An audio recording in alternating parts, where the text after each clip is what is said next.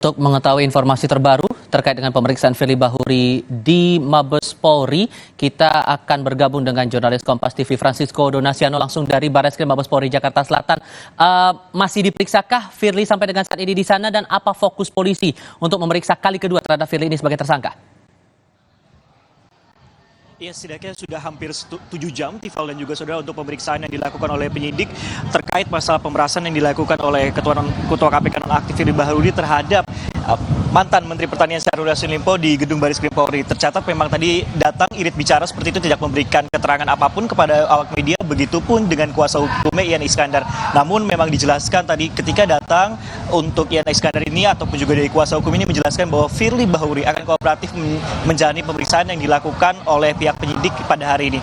Tentunya dalam pemeriksaan kedua ini tidak bisa berandai-andai seperti itu, Tifal. Namun kalau kita melihat dari rentang waktunya ataupun juga pemeriksaan kedua kali ini, bisa jadi ini merupakan konfirmasi yang akan dilakukan oleh pihak penyidik untuk mengetahui informasi-informasi khususnya di penggeledahan yang dilakukan di kediaman Firly yang berada di Dharma Wangsa, Kebayoran Baru, Jakarta Selatan.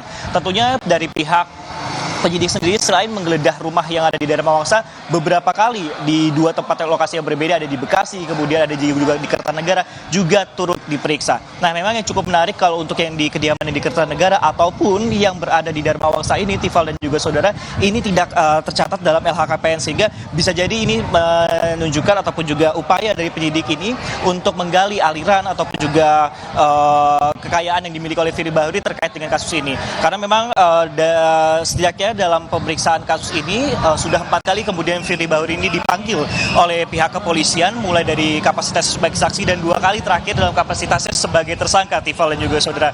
Dan juga pastinya dengan menetapkan sebagai tersangka sendiri, Firly Bahuri ataupun juga di pihak penyidik sendiri sudah menemukan alat bukti yang cukup.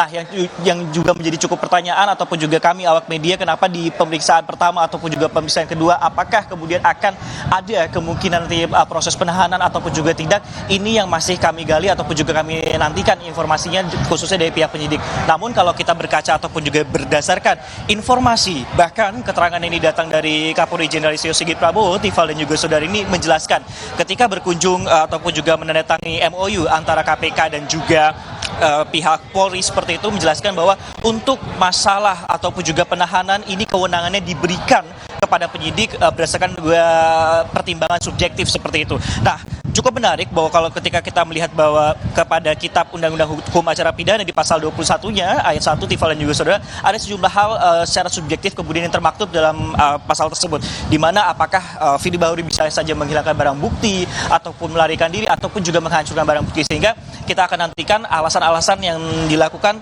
kenapa kemudian penyidik hingga saat ini ataupun juga sehingga detik ini sampai pemeriksaan belum dilakukan penahanan ataupun juga setelah dilakukan penetapan tersangka. Tifal.